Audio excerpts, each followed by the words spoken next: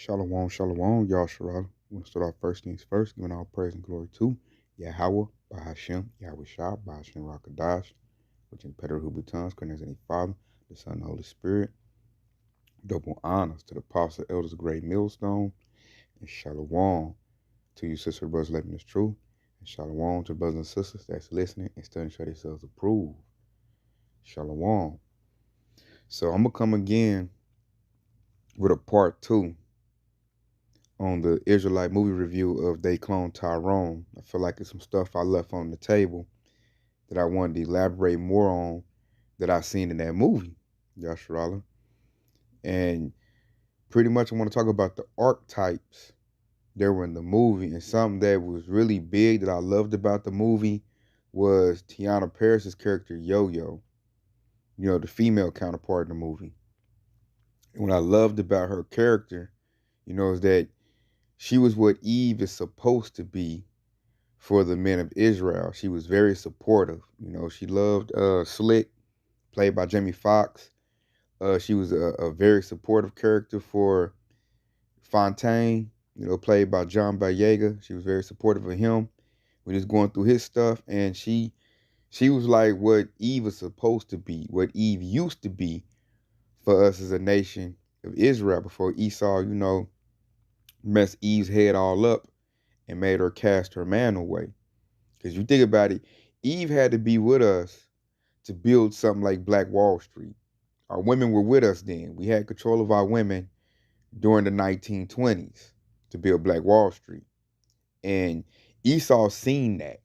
That's why during the 50s and 60s, he had his female counterpart, the Edomite woman, convince Eve that Jake is no good, so they can mess up the dynamic of the male and female version, the whole relationship status of Yahawah, and destroy our community. And then once the separation happened, then they ran a whole, they destroyed Eve after that. They ran a whole campaign slogan. I don't need a man. Man, that stuff ran all the way, like I heard it when I was strong in the 90s, with Mother and them. And it's running strong to this day. Eve is just done if she's not in this truth. If Eve is not in this truth, she's done. And then going to the movie, like her character showed that in the movie, man. She was a big time support. She was a helpmeet to both characters in the movie, man. Slick and to Fontaine. She was that. They wouldn't even like made it to where they was gonna go if it wasn't for her. She was always bringing something in. Whatever they needed, a place to go, place to stay, she was that. She was everything they needed. She was the other witness. She was very helpful.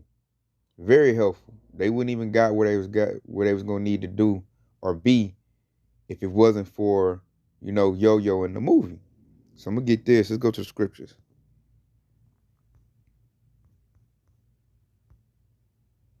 Let's get there. Let's start with let's go with Genesis 2:18.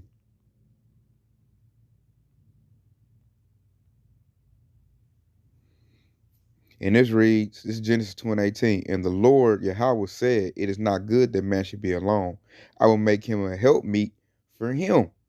And what was he talking about right there? Said make a helpmeet for him. He's talking about the woman. See, Eve has forgotten in today's society that her whole being and her whole value system comes from how valuable she is to her man.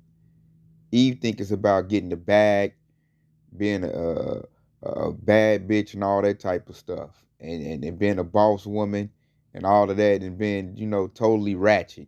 That's where your average Eve's mindset is at. She's not about being feminine and supporting her man and her household, raising her children. Like, Esau ran a whole program. That's why this movie is so big. Like, Eve's become a clone, and then in the movie, they didn't clone her. They only cloned the men because Eve is the weaker vessel. So she'll just be a product of all the messed up men they make. See, it takes effort and it takes, a lot of resource to control a man. Because men are created strong. We have the logic, we have knowledge, we have wisdom. That's why you look at the clones, they was what? Clone of Fontaine, Slick and the pastor, mostly men. You know, matter of fact, I probably watch it again. I don't think I've seen any female clones. And I think in the movie, Esau made his thing like, yeah, we ain't got to clone you, you know? So the woman is supposed to be the support system for the man. And in that movie, you seen that brilliantly played out with the character Yo-Yo, especially at the end of the movie. When Esau's talking noise like, I don't know what you ever seen in him. You know, he's talking noise to Jamie Foxx's character, you know, and she was like, you know, he's slick. You know, she started talking about all the things she loved about him.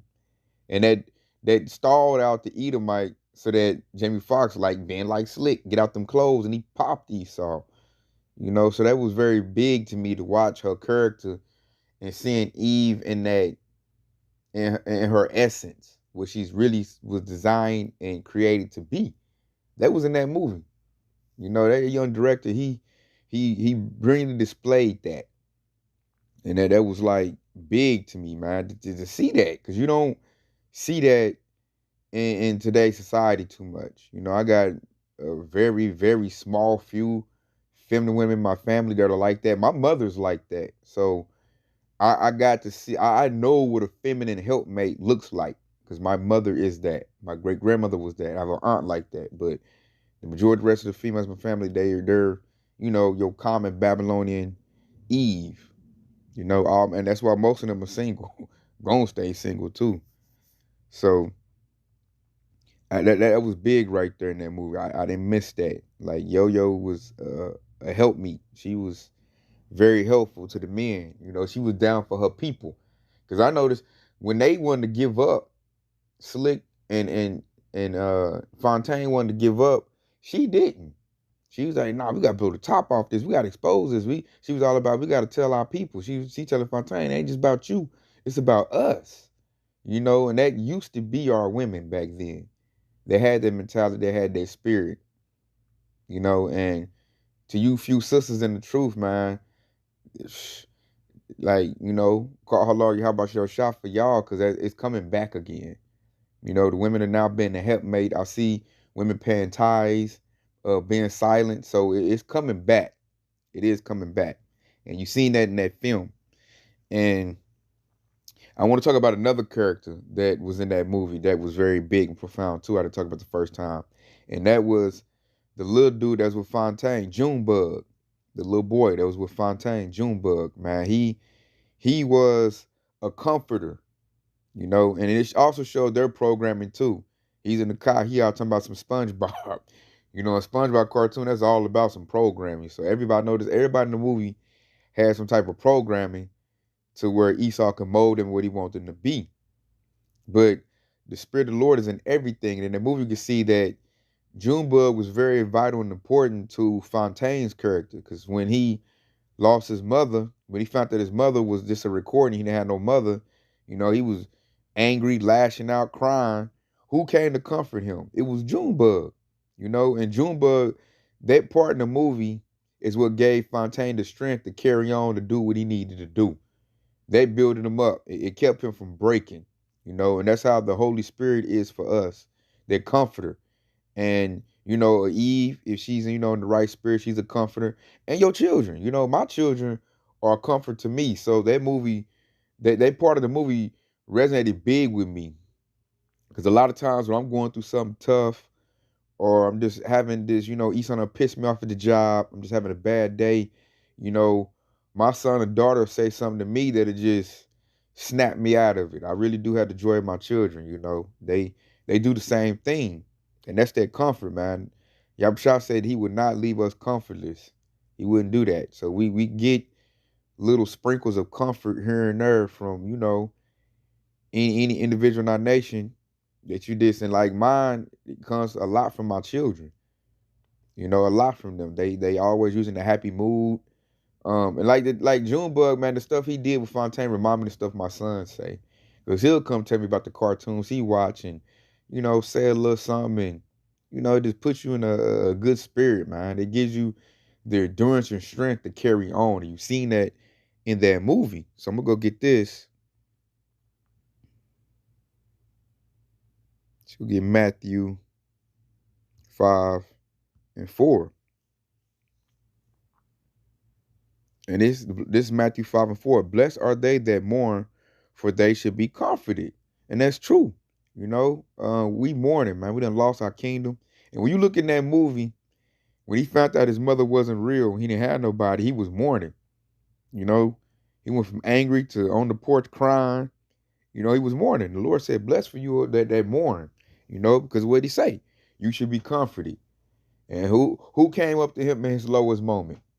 The little boy Junebug, talking about some SpongeBob and drinking little Capri Suns, and it cheered him up.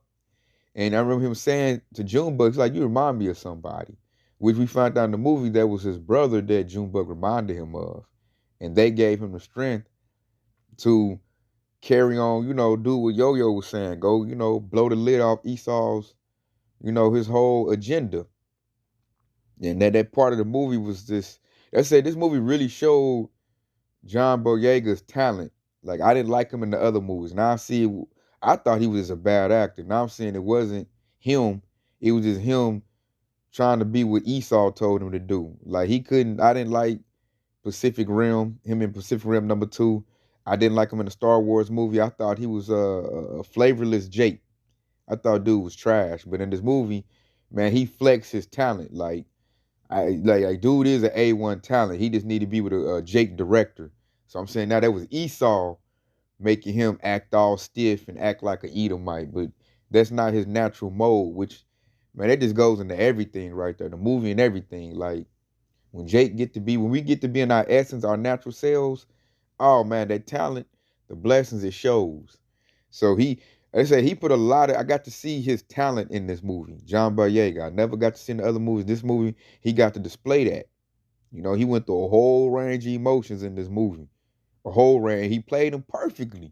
Like, you felt the weight of the emotion in the movie when you watched it, man. Our people are really talented. Because I watched like some Edomite superhero movies. A lot of Edomites cannot put emotion in the movie, man. They're not really talented actors, really. Jake is far superior.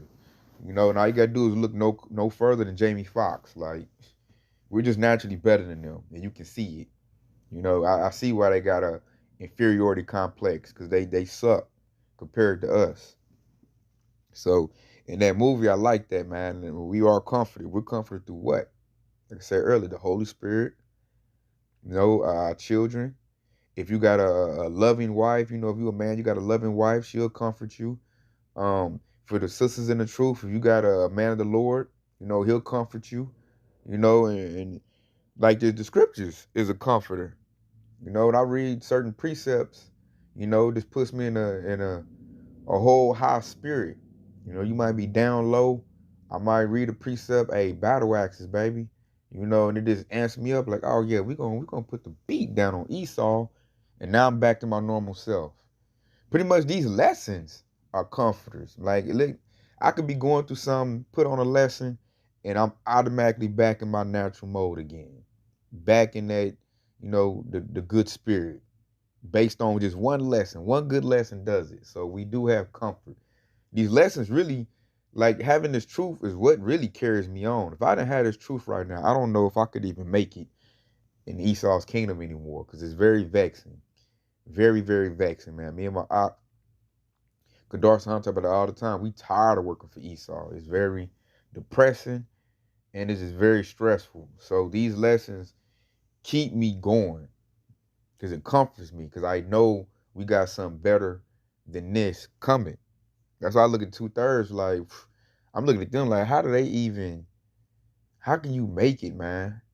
When you ain't got nothing to look forward to but Esau's kingdom, which is being destroyed. So I know 2/3 gonna bug out, because they're gonna lose their comfort. Their comfort comes from money and what Esau provide. And that's about to go down the drain. So they're gonna lose their comfort.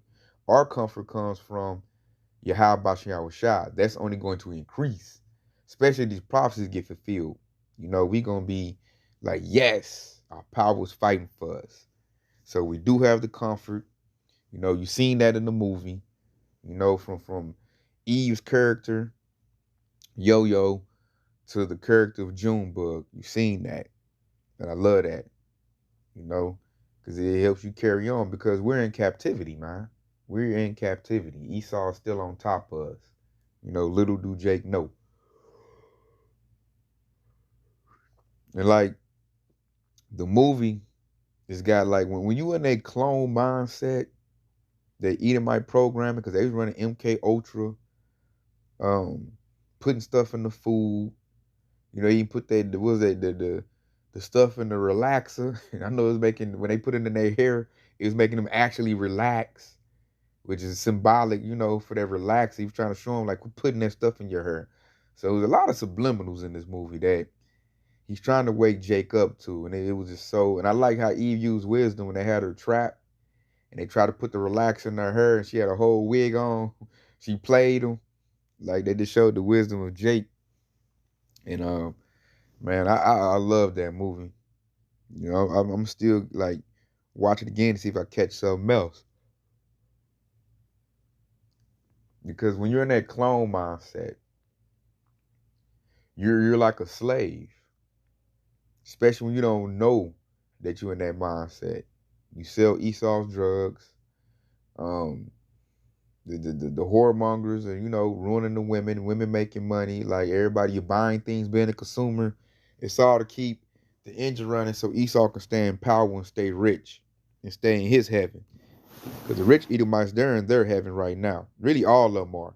You know, just the dumb ones, the lower level ones on our level, they so dumb and they succumb to what's going on in Babylon the Great. But they have a thing called white privilege. So all Edomites benefit from them being in rulership. And that's about to be over with. And the thing to make that over with, Jake has to come out of that slave mindset, which we are. Because Yahawashi don't need all of Israel to come out that slave mindset. He just need the hopeful elect to come out. That's all he really need. That few, he can build a kingdom with that. Because they can bring back the others that's going to be destroyed in Jacob's trouble, you know, through the loins of the hopeful elect and the wombs of the hopeful elect that's still, you know, going to be preserved and left, you know, after the destruction. So let's go to Jeremiah 2 and 14, because the 2/3, hey man, they're going to stay there till they destroyed. Let's read the precept. This Jeremiah 2 and 14. Is Israel a servant? Is he a homeborn slave? Why is he spoiled? You know? So when it says Israel servant, is he a homeborn slave? When it comes to 2/3, the answer is yes, they are. Why? All you gotta do is just read the precept above it, you know? They forsaken the living waters, which means they don't read the Bible, which I'm gonna bring that up too. Let me bring it out.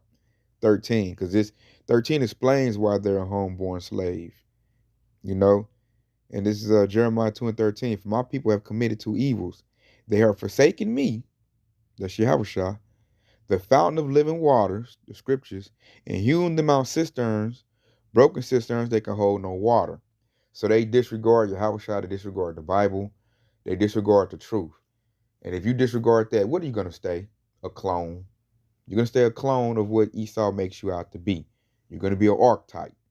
You're going to be a hood nigga, a ratchet hoe, a pimp, a scammer, you know, just a degenerate is what you're going to stay. Because to come up out there whole, you need your house shot. You need the living waters, which compared to the scriptures. You need the scriptures because it's our map, it's our guideline to break us out of that slave mindset. You know, planted Christianity, they push you in a slave mindset. They showed that in the church. They were drinking they call it grape drink. And it was just making them just be obedient, where they'll listen. That's what Planet Christianity was all about. And I like how he showed that in the movie with the church scene. You know, because the Planet Christianity, that right there, that was a big time sorcery, big time deceit, a big time trick. It's so cold that the majority of our people cannot get out of that mindset. So I'm like, woo, that was a powerful enchantment on Jake, which is white Jesus. But see, the hopeful leg ain't gonna abide by that. The hopeful leg, they gonna drink the living waters, man. When you read the scriptures and everything they taught us in Sunday school, it don't go together. It doesn't. Because you read the scriptures, it tell you it's all about Israel. But, you know, Pastor Porchop will tell you everybody can be saved. I'm like, that's not what the scriptures say. Starts talking about Jacob, like talking about Israel. Like you can get to John 3:16, but if you go this one chapter over, salvation is for the Jews. So, and then you read Hebrews 1 and 2, it said, Yahawashi made the worlds. So then he was like, okay, so now I see what world he made. He gave his one begotten son for. So you get the proper context of the scriptures when you read it yourself. That's that's the first thing to get everything going. The first thing to get you back on track is reading the scriptures yourself. There's a lot of people haven't. And then you'll get like, I got people in my family tell me some stuff, and I'll be like, I can just tell right now you ain't read 2 pages in the Bible. This is based on the same you said to me. You regurgitating to me what they been saying. It showed the pastor, what was it, David Allegreer from 11 Color. He did a good job being an old pastor pork chop. And then I'm trying to think, what? Didn't they play some rap song in the church? I think they did. And had them just acting a fool. That's the church. They showed the black church in all its glory. And if you with that, it's going to lead to your destruction. And they push you in a slave mindset. Matter of fact, Esau had a slave Bible. That the church was tailored off of that Bible. The black church was tailored after the slave Bible. So that leads to that Jeremiah 2:14 makes you a homeborn slave. And it says, why is he spoiled? We know why. Because of the doctrine that Esau taught. Esau is why, Jacob's a homeborn slave. He puts him in that clone mindset to make him a clone. Like, all individuality is gone. You're going to be like him, and y'all going to chase and pursue what I told you to pursue. What I said is success. I'm going to tell you what your ambition is going to be. And that's all you're going to get. If he puts Jake in a little bitty box, and if you don't have the Spirit of the Lord in you, you're going to stay there. See, the Spirit of the Lord is in the hopeful elect. That's why we bust out the box. And you seen that in the movie when they started seeing the truth, that they lives wasn't real and stuff was fabricated. When they seen the laboratories and they seen what Esau was doing to them, man, after that, they couldn't go back to just being no regular old nigga no more. They couldn't do it. And then I'm going to bring up another part in the movie that I touched on the first time, but I want to elaborate on it now. And that's that code word that Esau used to freeze Jake out and control him, like all the way complete control him. What did he say? The code word was Black Olympian. When you think about what does that word Olympian come from? I talked to my aunt, Barak, like he made a good point, when he talked to me. And he was like, Olympian, they go back to Greek, the Grecians. Like when you think about Mount Olympus, that's that Greek word. So when you think about Black Olympian, because black means, absence of light, void of light, bad. When you look at the 2/3 Jake, really they are Black Olympians. They act just like Edomites. So that was big for him to even put that code word in the movie Black Olympian. That was big, man. I said, dude was giving breadcrumbs if Jake got spiritual eyes and can see it. A nigga ain't nothing but a Black Olympian. He's a Black Grecian. He a Black Greek. That's what he is. And our people fought way back in the day to be that. At one point when the Romans took over, they told Yahawashi, we have no king but Caesar. When they told who was that? Pilate Pontius. When he was trying to he was trying to let Yahawashi go. He's like, man, y'all want me to destroy your king? And they like, man, king, he ain't our king. We have no king but Caesar. Before they was saying that, they was calling themselves Grecians. They thought they was Greek. So the Apostle Paul trying to wake them up like, hey man, y'all know who y'all are, but our people still want to be Grecians. They still want to be Edomites. That's why another big part of the movie was the coons. Esau was making Sambo coons, man, which is his greatest asset to keep his kingdom running. Because they protect him. So I'm gonna let me go get Joel 3:6. And how you can read about that, to start it out, you go read the book of Maccabees. Because that's when they started jumping in our kingdom and taking over and telling us to be like them. That's where that started. So I'm going to go with Joel 3:6. And it says, the children also of Judah and the children of Jerusalem have sold unto the Grecians, that ye might remove them far from their border. So we got sold to the Greeks. We got dominated, got in captivity up under the Greeks. Started the Greeks, then it turned to the Romans, because the Romans conquered the Greeks. So That's why that word Black Olympian was so profound right there, because it goes back to Greek. And it goes to our people who said right there, it said the children of Judah, one of the southern tribes, and it said the children of Jerusalem, northern tribes, have ye sold into the Grecians. Who are the Greeks? The Greeks are the Edomites. Like I said, you read that, the book of Maccabees. What was that? Alexander the Great. He was the first one to rule over the Greeks. Started right then and there. And then the dude, what's his name? Anarchus, I think that's his name. Anarchos. Let me see if I can just go get it real quick. So I'm sure I'm talking about Yahshua. He was the first one to go in there and start dominating our people. There you go. Antiochus Epiphanes. Him right there in verse 10. Him.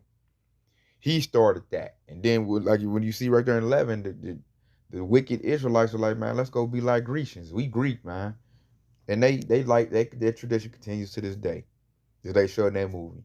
And when you are a 2/3 Jake, you ain't nothing but a clone. That's why, like, when you see one nigga and you see another nigga from a hood, they got the same values, man. They clones. That's why it ain't no good to even trying to, like, deal with them. They're going to do the same thing. They're the same aspirations, the same goals. And they're going to act the same way, full of curses. They're a clone. Ain't too much from one gangster nigga to the next gangster nigga. They're going to do the same thing, you know? So I'm like, that was big on that movie they called A Clone, man. That's when you stuck in that mindset. That slave mindset right there. Just being a nigga. And being a Black Olympian. That was a cold word. And then when he said that, like, when that Edomite said that, he had total control over Jake. Total control over. You know, and I remember they was using the music to chasing him in the car. And then, you know, the Edomite came out and he was like, Black Olympian. You know? And he made dude put the gun to his head. And like, because they get killed so much and don't remember too much, but see, he faked his death. Remember that, Yahshua? So he remembered that code word. And he used that against, you know, the other 2/3 Sambo, which was really his original self, because he was the one cloning all of them. You know, he talked about his brother and let it be known why he made a deal with Esau. And he used that code word, Black Olympian, to make his bodyguard blast him. He remembered that word. You know? He was like, don't work on me. I'm not a clone. He was like, I know, but he is. And finished him off. You know? And in that movie, you realize he said that, like, you see the self-hatred. Another thing I want to talk about, I don't think I touched on the first one. The self-hatred of Jake. Why he tied himself to Esau. It was a self-hatred thing. Because you find out in the end of the movie that his brother died from gang violence. And that made him hate Jake. It made him hate him. He's talking about how they didn't even wash the blood off of him. So he hated his own people. And he sought to destroy his people. By, you know, running Esau's elaborate plan. And that's like, that was big right there. Because, like, when you look at the 2/3, that's why they're like that. Every 2/3 I know, when you talk to them and you break them down to, you know, to see why they really are the way they are, it's self-hatred, man. I done heard a lot of 2/3 say, man, niggas ain't nothing. Niggas ain't that. I want to be white. I done heard Jakes tell me that. You know, and that was that dude's issue in the movie. The self-hatred. He looked at Jake as nothing. They some stupid niggas. They done killed his brother over some gang violence. And after that, I'm about to destroy all these people. And I'm going to align myself with Esau in order to do it. They feel like, you know, a lot of 2/3 Jakes look at Esau as he's better than them. As a hopeful leg, we look at the devil as like, dude, you beneath me. You nowhere near me. So it's a difference of a mindset. Hopeful leg 2/3 got two different mindsets, you know. And I liked in the movie, like, Fontaine was coming into himself. You know, he was starting to develop a personality because he ain't been, they don't live that long. They don't be alive that long. So all the being in the truth was changing him. You know, that's why dude was talking to him like, man, give it up. You ain't gonna work. At this little bodyguard, Sambo Coon beat him up.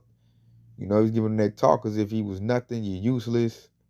You know, we got all these in all the major cities. We been running this.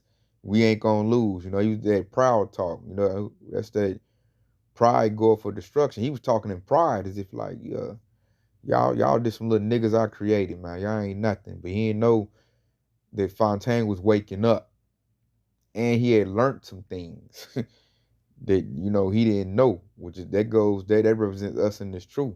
The hopeful elect. We're learning things. We're being edified. We're getting built up, you know, to where Esau ain't gonna be able to deal with us no more. So Esau needs Jake in a little bitty box to dominate Jake.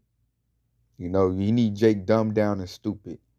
Then he can control Jake very easily. But when Jake, you know, Yasharala Israel starts to seek out through the spirit higher knowledge, starts to get wisdom, knowledge, and understanding spiritually, you know, because this book contains all wisdom, knowledge, and understanding. Because this is the, you know, the highest form of knowledge is in this book.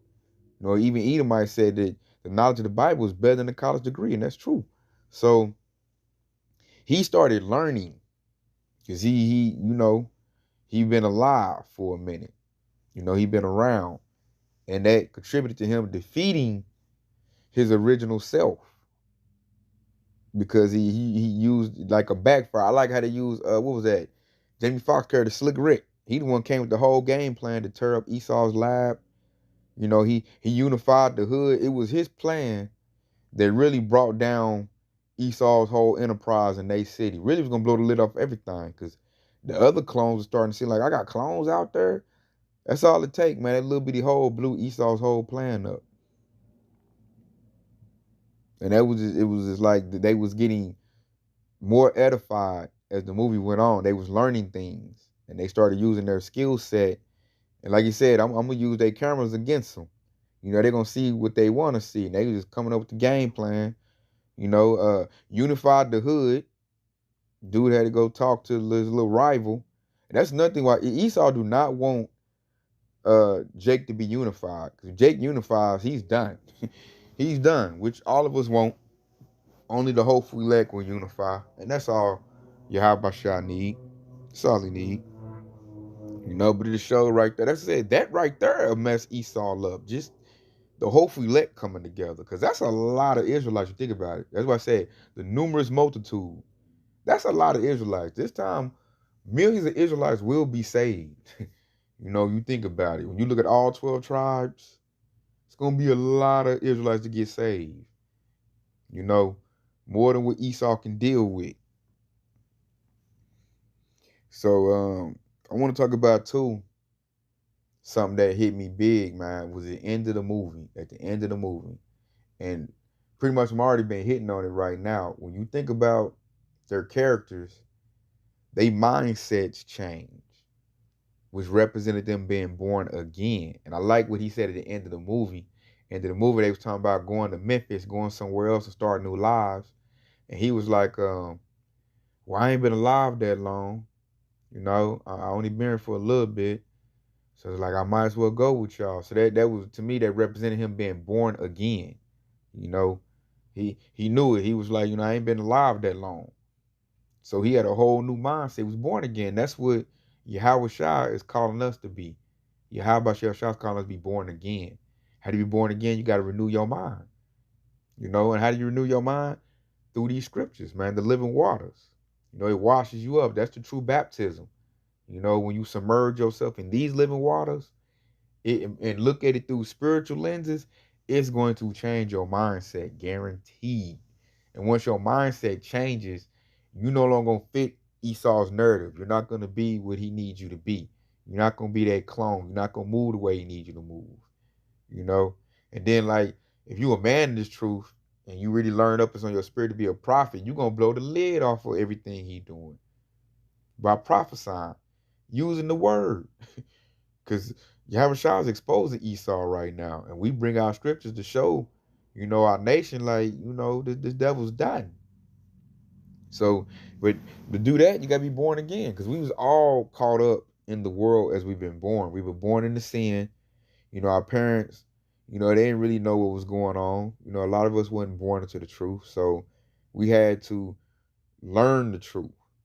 Before we was all like, okay, I gotta get the bag, I gotta get the money, I gotta do this and do that. Like I said, they tell you to go to college. You get all the archetypes of what you're supposed to do in this life. But now the truth is out in the open. You even got certain children that's growing up in the truth. Like they coming up in the truth. They ain't gotta like search it out. They're coming up in the truth. But us, we had to be born again, which means our mind had to be born again. It had to be renewed. So let's go get John 3:3. He said that in the movie too. And that was big to me, man. And when he said that, I was like, yeah, he basically saying he's born again. So this John 3:3. Yahawashi answered and said unto him, verily, verily, I say unto thee, except a man be born again, he cannot see the kingdom of Yahawah. You hear that? Except he be born again. So your mindset has to change. You had to. We growing up recognizing these wicked holidays, being in captivity. Some of us was being materialistic. I gotta have the newest Jordans. I gotta have a polo on. We was just thinking this about stuff that don't even matter. Straight vanity. And then you get to the truth. Then you start, your mindset. You start striving to things that are heavenly. You start getting kingdom minded. What's that? Matthew chapter 6. Seek ye first the kingdom, all things be added unto you. And when you get a kingdom mindset, you're going to do what? You're going to walk in the laws and commandments best your abilities, which is going to change your whole walk in Babylon. Your purchases is going to change. You're not going to buy the same thing you used to buy. Your value system is going to change. You're like, man, I don't need to spend $300 on no dang Jordans and all that polo. All you doing is attracting a materialistic hood rat. So why I'm wasting money doing that. So, you might get other things or find another way to buy it. You might not go to the store and buy it like that. You might, buy it from other means where you ain't spending that much money. You ain't going to waste that much money. You ain't going to spend no $300-$400 on no Jordans once your mind gets awakened. You're not going to be going to the club no more. For what? Ain't nothing in there but niggas and hood rats. All kinds of BS. You ain't going to want to go to the club no more. You ain't going to want to go to like concerts like that no more. With these little worldly rappers, you're not going to want to be around 2/3 like that no more once you're born again and your mindset change. You're going to seek to be holy. You're going to separate from all of that. Because all of that, you're going to look at that as folly. It's foolishness. That's profits me none. And after a while, like, the conversation with 2/3 going to irk you. Because you're like, God dang, you ain't spit nothing, high-minded, nothing spiritual, nothing holy.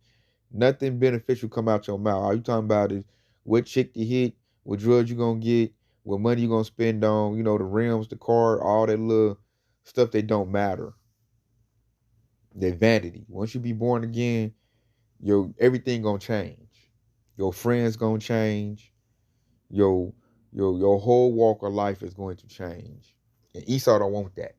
They said you might smoke cigarettes, quit smoking cigarettes. Might be used to drink a lot. You're going to quit drinking as much. So Esau loses money. When Yahshua is born again and starts walking, holy. Esau loses money off that. He profits off of Jake being in sin and being a consumer and indulging in his wicked kingdom. Once you choose to be different, you're born again, which means your mindset is different. You're not going to do the things that you used to do. Where if you do something, you're not going to do it as much. You're going to start tapering off to where you don't even do it anymore. And you're going to be different. And then you're going to be so different because now you're going to be on the pavilion of Yahawashi to where Esau, he ain't even going to recognize you no more. And since he can't profit off you anymore, you're going to be a major problem to him in his system. Especially, the truth and expose him. Because he's going to feel like, what if you go tell another?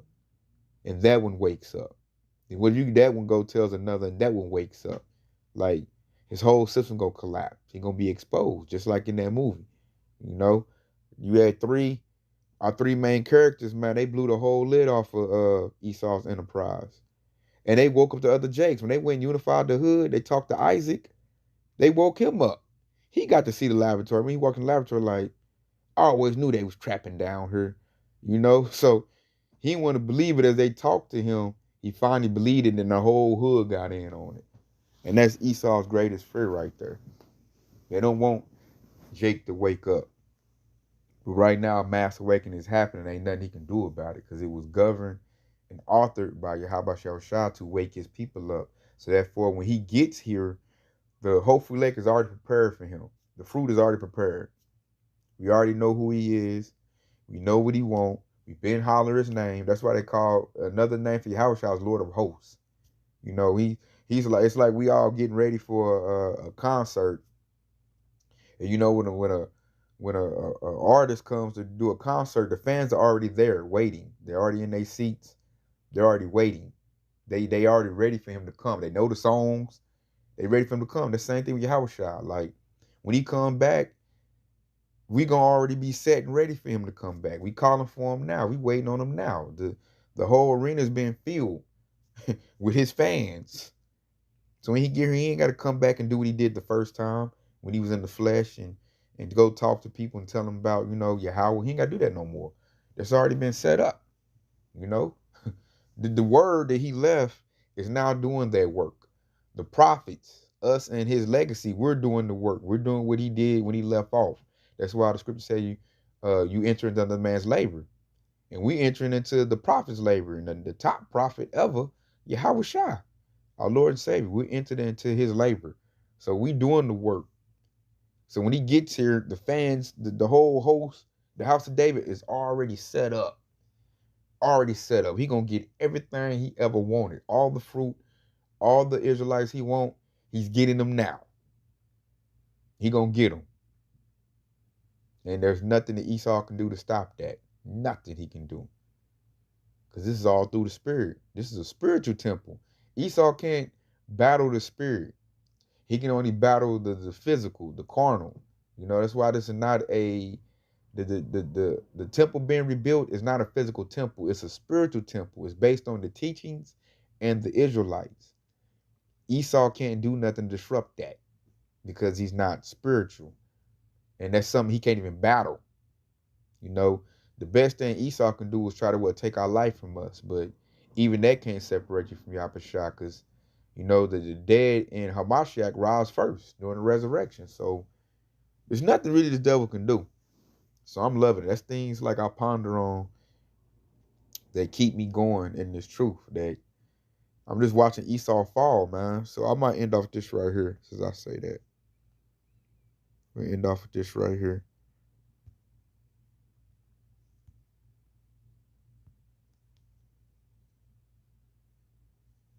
Because you seen that in that movie.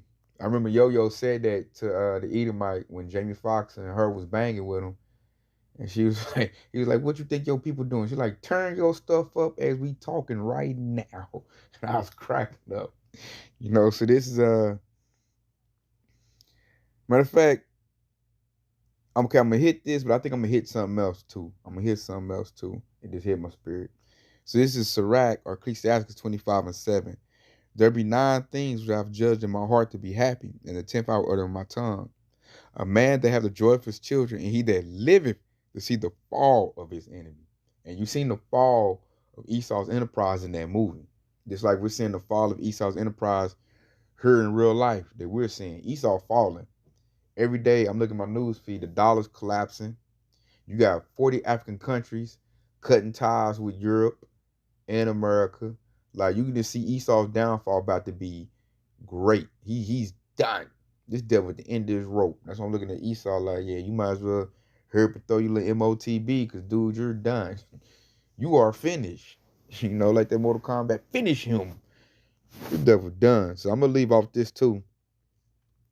Because this hit me too when I was watching, like, when all the Jakes ransacked the laboratory and was tearing it up. And see, that's going to spark them to do all the laboratories like that. So check it out. This is Numbers 23 and 24. Behold, the people shall rise up as a great lion and lift up himself as a young lion. He shall not lie down until he eat of the prey and drink the blood of the slain. So that's showing we going to destroy Esau's enterprise. Because he said we're going to rise up like a great lion. They said 2/3 going to give Esau too much he can handle. Because they're starting to see that Esau done lied to them. When that dollar collapsed, And Esau's the 2/3 dreams of being rappers and basketball players, when all that is crushed, when that dollar collapses, Esau close up his system, the 2/3 gonna run at Esau's neck. Because they ain't got nothing else to live for. There's nothing else to go. The system's gone. Once the system go, because we already been telling them that Esau is the devil, so once Esau show himself, 2/3 gonna be like, oh man, they was right. Remember, oh man, they been saying they right. It's the truth. Ain't gonna get the busting, man, at Esau. That's it. They gonna get mowed down, but they gonna ramsack Esau. Esau gonna have a hard time trying to subdue the 2/3. Very hard time. So I just want to leave off with that. I recommend go watch that movie. They clone Tyrone again. Great movie. You know, I'm probably gonna watch it again too to see if there's anything else I done missed. That was a very great movie, and you know I hope this is edifying. I want to say Kwame Yashara, detail about Bob, Shalom.